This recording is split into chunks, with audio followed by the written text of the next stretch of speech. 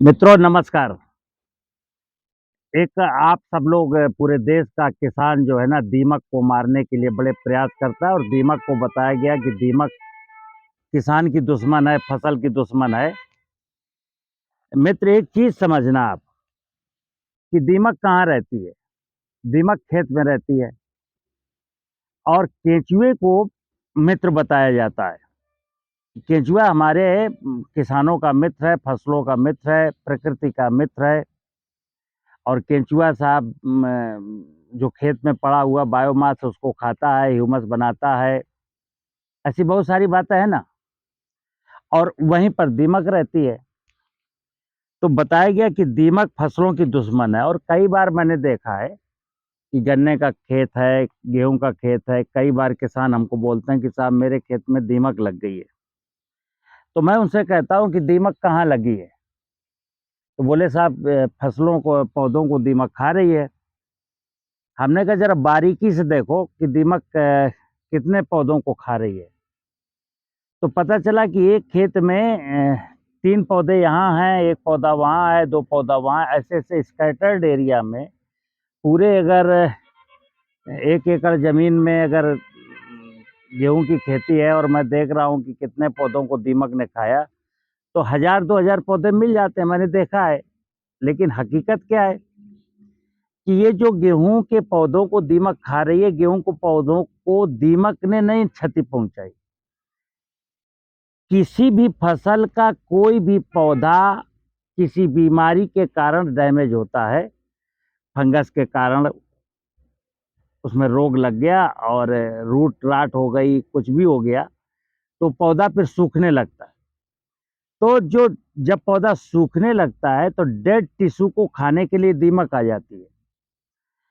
अब जब किसान देखता है कि साहब ये पौधे मेरे सूखे हैं, किसी किसी से पूछता है पौधे क्यों सूख रहे हैं, तो कोई कहता है ज़रा उखाड़ के देखो दीमक है क्या? तो उखाड़ के देखता है तो निश्चित उसको दीमक मिलती है।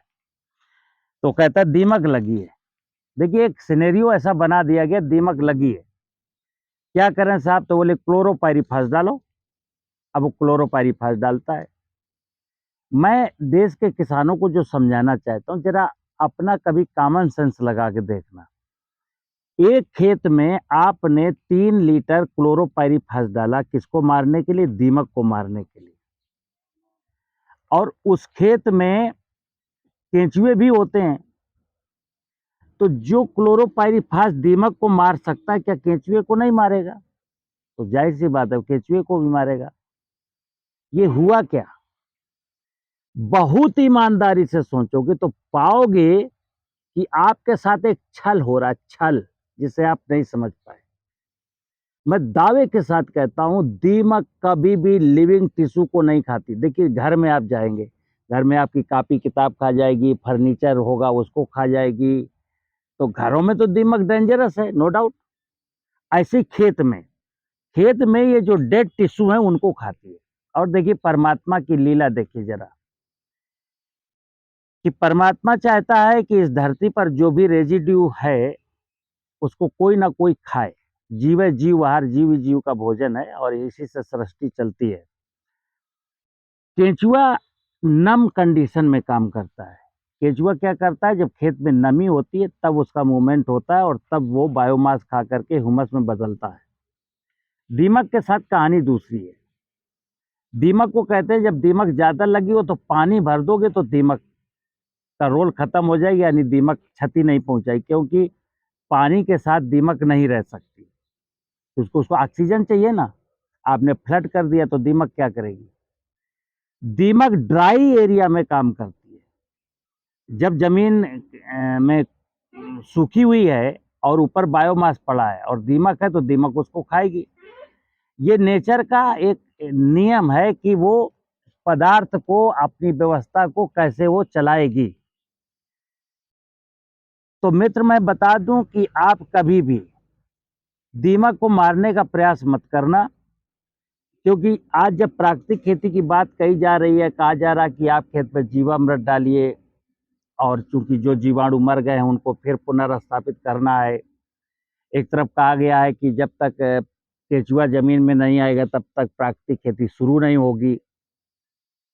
अब ये सारी बातें कि केंचुआ नहीं आएगा तो प्राकृतिक खेती नहीं शुरू होगी, जब तक जीवाणु ज़मीन में लाभदायक नहीं आएँगे तब तक वो ज़मीन हमारी पल्वराइज़ नहीं होगी, ज़मीन में ज़िंदा-दिली नहीं होगी। और दूसरी तरफ एक अभियान चल रहा है कि दीमक दुश्मन है, तो दीमक को भी मारना है।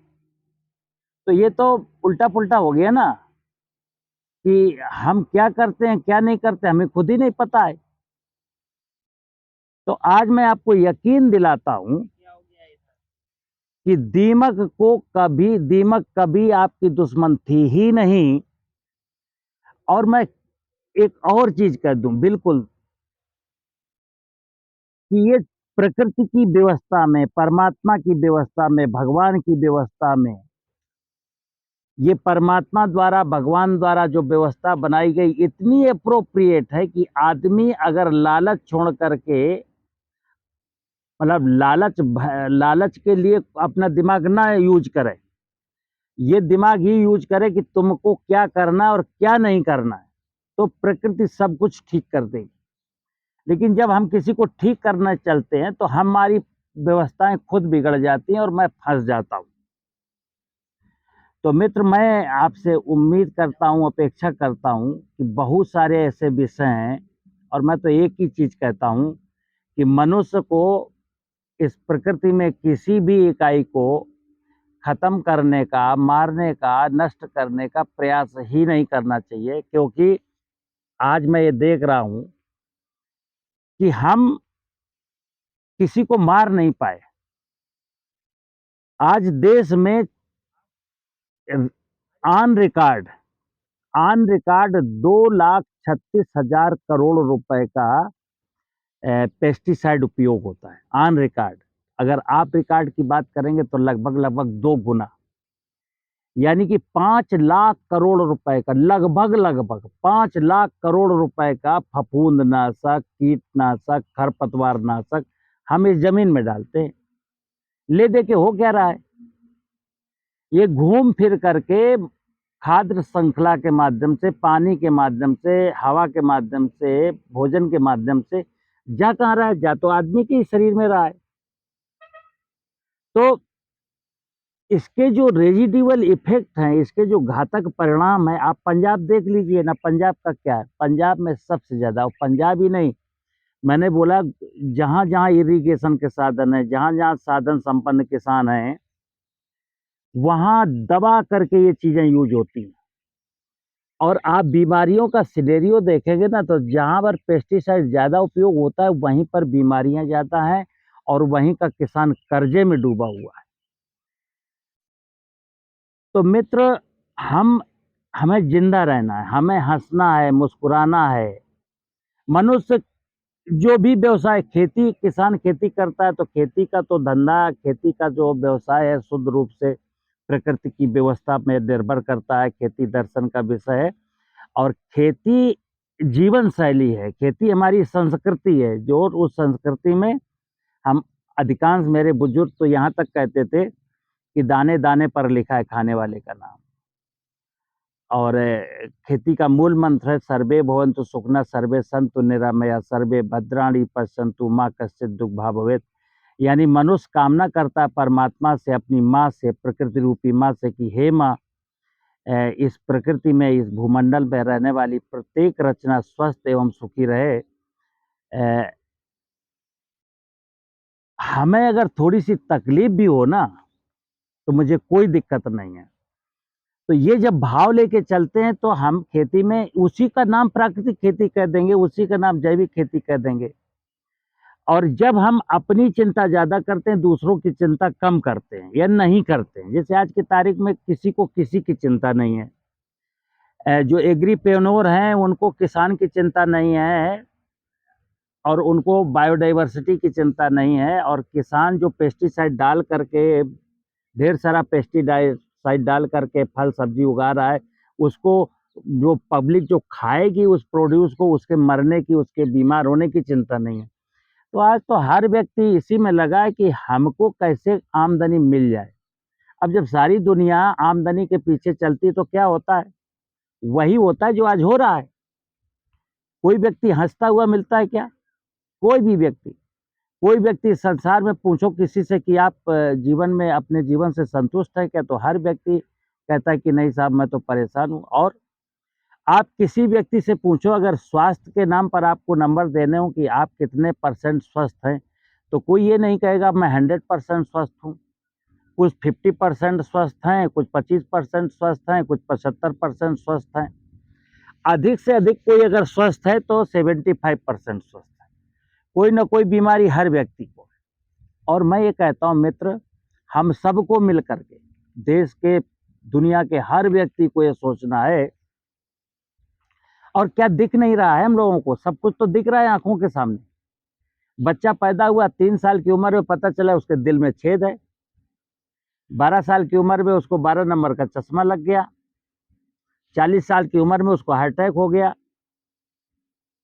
ये सारी चीजें हमको दिख रही हैं, बावजूद इसके हम लोग जो आधुनिक कृषि प्रणाली है ना, हम उसमें अर्थ कमाना चाहते हैं। और मैं फिर बता दूं, अगर इंसान अर्थ का मतलब अर्थ समझता है तो उसके जीवन में अनर्थ होता है। और अगर अर्थ का मतलब वो धर्म समझता है तो उसके जीवन में मंगल होता है। तो हमको तय करना है कि हमको हमारे जीवन में अनर्थ चाहिए कि मंगल चाहिए। तो कायदे से देखा जाए तो हम सारे के सारे लोग क्या कर रहे हैं? अपने जीवन में अनर्थ पैदा कर रहे हैं, अपने जीवन को संकटों में डालने का प्रयास कर रहे हैं। तो प्राकृतिक खेती के माध्यम से मैं सारे अपने मित्रों को और जो मुझे फॉलो करते हैं उनसे सबसे अनुरोध करूंगा, एक बार लालच छोड़ के तो देखो। एक बार लालच छोड़ो और ये सोचो कि प्रकृति रूपी व्यवस्था मेरा परमात्मा यही भगवान है। मतलब अगर ये प्रकृति जिंदा है तो मैं जिंदा हूँ, अगर प्रकृति खुशी है, खुश है, सुखी है तो मैं सुखी हूँ। प्रकृति में अगर खुशियां हैं तो हमारे अंदर खुशियां हैं। प्रकृति अगर वैभवशाली है तो मैं वैभवशाली हूँ।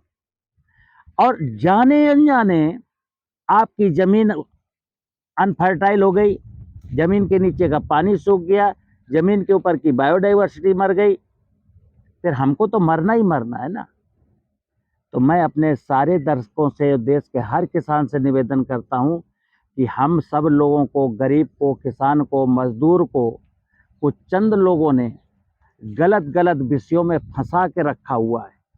तो हम कहते हैं अपने कॉमन सेंस का इस्तेमाल करिए, अपने दिमाग का इस्तेमाल करिए। और आप और पर भगवान के बीच में कोई नहीं है। किसान और किसान का खेत, अगर इसके बीच में जितने भी लोग आएंगे ना, वो क्या करेंगे? आप 5 एकड़ जमीन आपकी है और उस पर खेती आप करते हैं। देने वाली माँ धरती माँ है, लेने वाले आप हैं। आपको मांगने का तरीका आना चाहिए। हे माँ मुझे कैसे ज्यादा मिलेगा? तो माँ बताएगी हे पुत्र तू मुझे मेरी उर्वरता का ख्याल रख, मेरे वैभव का ख्याल रख। अब वैभव माने क्या है कि बारिश का पानी अगर खेत में रुकता है, माँ का वैभव तभी सजेगा। अगर माँ को आप नंगा कर देंगे, यानी 5 एकड़ जमीन में एक भी पौधा नहीं रखेंगे, वृक्ष नहीं रखेंगे, तो माँ कैसे वैभवशाली रह सकती? इसलिए मेरा फोकस है कि बार बार हर वीडियो में एक ही चीज मैं कहता हूँ कि बरसात का पानी खेत में रुकना चाहिए, क्योंकि पानी जिंदगानी है, सच्ची ये कहानी है। सारे जग को है ये पता, सबको पता है। रहीमन पानी राखिए बानी पिन सब सुन। जमीन में जब 30-40 फुट पर पानी होता था ना, तभी आपको फसलों में सिंचाई करने की जरूरत नहीं होती थी, क्योंकि 30-40 फुट का पानी कैपिलरी सिस्टम से ऊपर आता था। मतलब भगवान ने ड्रिप इतना खूबसूरत ड्रिप सिस्टम लगाया था कि नीचे से पानी आता था ऑटोमेटिक और आपकी फसल की प्यास बुझा देता था। आज मैं ड्रिप लगवा रहा हूँ लाखों रुपए की। तो यानी कि परमात्मा की, भगवान की व्यवस्था पर मुझे यकीन नहीं है, मैं अपनी व्यवस्थाएं बनाने में लगा। मित्र, वक्त नहीं है, मैं एक ही चीज कहता हूँ, वक्त नहीं है। और अगर तय कर रखा हो कि नहीं मुझे बीमारी से मरना, तो बात अलग है।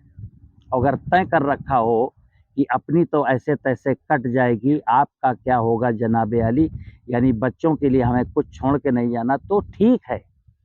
और मैं एक चीज कहता हूं कि आज का ये व्यक्ति, इस कलयुग का व्यक्ति, नई संतानों को जन्म देना बंद कर दे, फिर पूरा कुछ खा पी के लूट करके चला जाए, कोई दिक्कत नहीं। आप बच्चे भी पैदा करते चले जा रहे हो और बच्चों के आगे बच्चे क्या करेंगे उसकी भी आप चिंता नहीं कर रहे, तो ये तो गलत बात है ना। मुझे उम्मीद है आपको मेरी बात समझ में आई होगी।